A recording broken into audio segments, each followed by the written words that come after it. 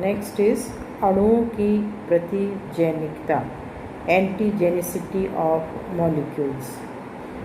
प्रतिजैनिकता और एंटीजेनिसिटी की सूक्ष्मतम इकाई प्रतिजैनिक निर्धारक और एंटीजेनिक डिटर्मिनेंट्स कहलाती है। यह सूक्ष्म क्षेत्र द्वारा निरूपित की जाती है जो प्रतिजन पर पाया जाता है, जिसकी एक विशिष्ट रासायनिक संरचना एवं स्थानिक संरूपीय संगठन होता है। यह प्रतिरक्षी काय की विशिष्टता का निर्धारण करता है तथा सीरेमयी अभिक्रियाओं को दर्शाता है। प्रतिजन पर अनेकों निर्धारक और डिटरमिनेंट्स समूह या संलग्न स्थल पाए जाते हैं।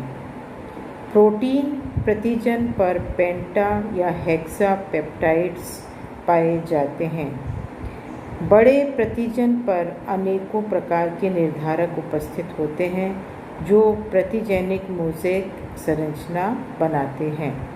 प्रत्येक प्रकार का निर्धारक एवं विशिष्ट प्रकार की प्रतिरक्षी को विकसित करने हेतु उत्तरदायी होता है।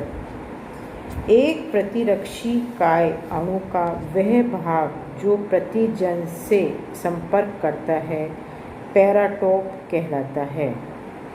इसी प्रकार प्रतिजन अणु का वह भाग जो पैराटोप से संपर्क बनाता है एपिटोप कहलाता है।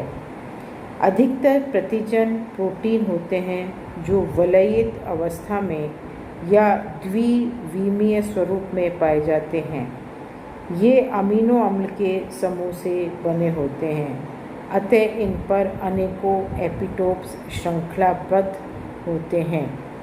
एपिटोप्स का यह समूह ही प्रतिजैनिक निर्धारक होता है। एक जीवाणु कोशिका में अनेकों एंटीजेनिक निर्धारित होते हैं। कभी कभी प्रतिजन अणु में 6-8 अमीनो अम्ल अथवा शर्कराएं होती हैं, किंतु प्रोटीन सबसे उत्तम प्रकार के प्रतिजन होते हैं। पॉलीसेक्राइड्स, कार्बनिक अम्ल, कार्बनिक क्षार, हाइड्रोकार्बन व एरोमेटिक समूह भी प्रतिजन का कार्य करते हैं। न्यूमोकोकाई में पाए जाने वाले समपुटकीय पॉलीसेक्राइड्स एवं रक्त समूह के प्रतिजन ए व बी पॉलीसेक्राइड्स इसके उदाहरण हैं, जो प्रोटीन के साथ जटिल रूप से जुड़े रहते हैं। अधिकतर पॉलीसेक्राइड्स क्षीण प्रकार के प्रतिजन होते हैं क्योंकि इनमें रासायनिक विविधता नहीं पाई जाती तथा ये देह में प्रवेश करने पर शीघ्रता से विघटित हो जाते हैं। इसी प्रकार न्यूक्लिक अम्ल भी क्षीण प्रतिजन ही होते हैं। प्रतिजन का अणुभार 10,000 डाल्टन से अधिक होता है। इनसे कम अणुभार के कण या तो प्रतिजैनिकता दर्शाने में असमर्थ रहते हैं अथवा अल्प स्तर की क्रिया दर्शाते हैं। किसी पदार्थ की संरूपीय संरचना, कन्फॉर्मेशनल स्ट्रक्चर भी उसके इस गुण को प्रभावित करता है। अधिक बड़े आमाप या माप का तथा अणुभार का प्रतिजन अनेकों प्रकार के निर्धारक युक्त होता है तथा भक्षण योग्य फैगोसाइटेबल होता है, जो कि प्रतिरक्षी प्रतिक्रिया हेतु प्रथम आवश्यक पद है। ऊतकीय प्रोटीन्स व पॉलीसेक्राइड्स भी प्रतिजन हो सकते हैं। हेप्टेन प्रतिजन की भूमिका पूर्णतः निभाता है। उदाहरण के तौर पर पेनिसिलिन अणु का एक व्युत्पन्न हेप्टेन है जो प्रोटीन के साथ जुड़कर एलर्जिक क्रियाओं के द्वारा प्रतिजन का उत्पादन करता है। इसी प्रकार अन्य हेप्टेन्स अनेक विष, रंगों एवं कॉस्मेटिक पदार्थों में पाए जाते हैं। जो एंटीजन और प्रतिजन केवल मात्र प्रतिरक्षियों के द्वारा ही नहीं पहचाने जाते, किंतु विशिष्ट प्रतिजन टी कोशिकाओं के ग्राही भी इन्हें पहचान लेते हैं।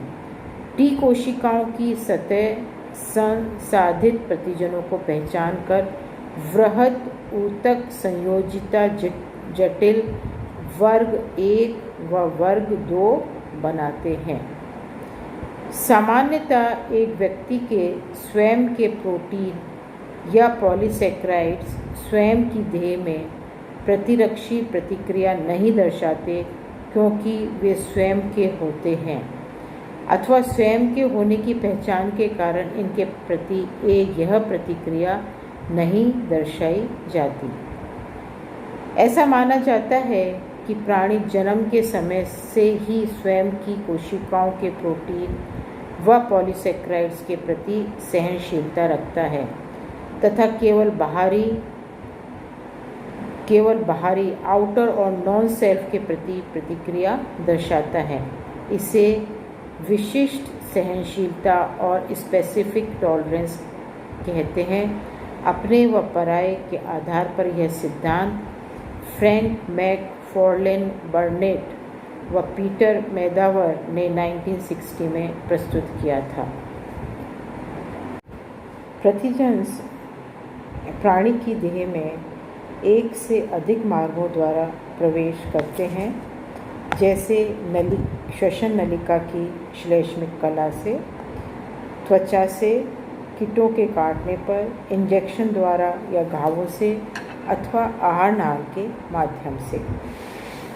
देह में एक बार इनकी आवश्यक मात्रा व परिमाण के पहुँचने पर तथा भक्षाणु कोशिकाओं द्वारा निगल लिए जाने पर प्रतिजन के रूप में अपघटित होते हैं व प्रतिरक्षी तंत्र को सक्रिय बनाते हैं। मानव प्रतिरक्षी तंत्र में भिन्न भिन्न प्रकार के प्रतिजन निर्धारकों को पहचान कर उनके साथ क्रिया करने की क्षमता पाई जाती है। स्तनियों में 1 मिलियन भिन्न प्रकार की प्रतिरक्षा बनाने की क्षमता होती है। एक विशिष्ट प्रतिजन जब पोषक की देह में प्रवेश करता है तो टी व बी लिम्फोसाइट इसकी पहचान करती है तथा इसके प्रति अनुक्रिया दर्शाती है। बी व टी लिम्फोसाइट में ऐसी ग्राही स्थल रिसेप्टिव साइट्स होती हैं जो प्राकृतिक व कृत्रिम प्रतिजन के निर्धारकों को पहचान सकती हैं। यह विविधता कोशिकाओं में उपस्थित जीन्स के आनुवांशिक जेनेटिक रिकॉम्बिनेशन के कारण विकसित होती है। पी व टी लिम्फोसाइट्स में जीन युग्म समुच्चय सेट भी उपस्थित रहता है।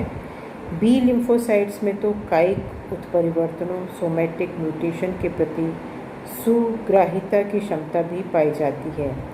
बी लिम्फोसाइट बाह्य कोशिकीय तरल एक्स्ट्रासेलुलर फ्लूइड में उपस्थित प्रतिजन की पहचान कर उनसे बंधन बनाती है, जबकि टी लिम्फोसाइट केवल प्रतिजैनिक प्रोटीन खंडों की पहचान की अनुक्रिया दर्शाती है। नेक्स्ट है हमारा वृहद ऊतक संयोजकता जटिल मेजर हिस्टोकॉम्पैटिबिलिटी कॉम्प्लेक्स। इनकी खोज मूसे के कलम रोपण ग्राफ्टिंग एवं ट्यूमर के प्रतिरोपण के अध्ययन के द्वारा हुई।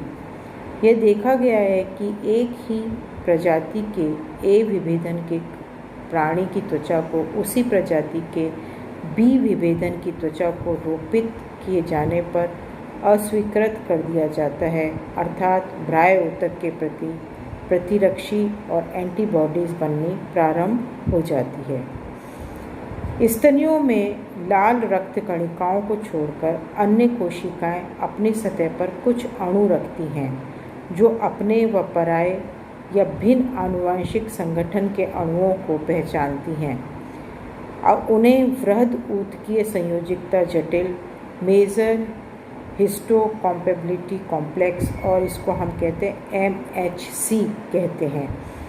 इन जटिल की सतह पर अनेक खांचे और ग्रूव्स उपस्थित होती हैं जिनमें प्रतिजन निर्धारकों के खंडों से बंधन बनाने की क्षमता होती है। मनुष्य की सभी प्रजातियों में MHC पाए जाते हैं। जब कोई प्रतिजन देह में प्रवेश करता है जो प्रोटीन प्रकृति का होता है तो यह विखंडित किया जाता है। इसके पेप्टाइड अंश MHC अणुओं के साथ बंधन बनाकर उन्हें स्थिर कर देते हैं। MHC अणु एक से अधिक प्रकार के पाए जाते हैं। इन्हें MHC1, MHC2 व MHC3 वर्गों में विभक्त किया जाता है। MHC को HLA अर्थात ह्यूमन ल्यूकोसाइट प्रतिजन भी कहते हैं। MHC के विभिन्न वर्ग प्रतिजन में भिन्नता के आधार पर बनाते गए हैं।